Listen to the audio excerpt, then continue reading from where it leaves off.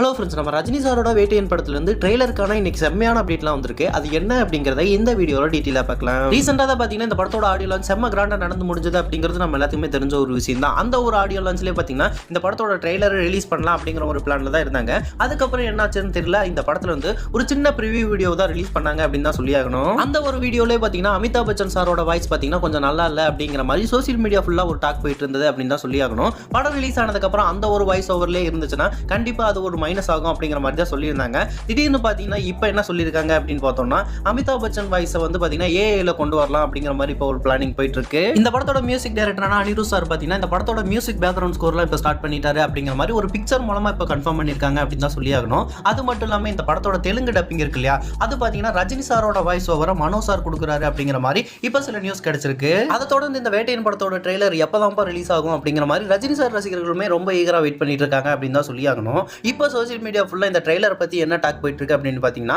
October 2 இந்த படத்தோட trailer release ஆகும் அப்படிங்கிற மாதிரி இப்போ எதிர்பார்க்குறாங்க. அந்த ஒரு ட்ரெய்லரில் பார்த்தீங்கன்னா நம்ம அமிதாப் பச்சன் சாரோட வாய்ஸ் வேற மாதிரி இருக்கும் அப்படிங்கிற மாதிரி சொல்லப்படுது. அந்த ஒரு வாய்ஸ் தான் பார்த்தீங்கன்னா நமக்கு படத்துலையும் வருங்கிற மாதிரி சொல்லியிருக்காங்க.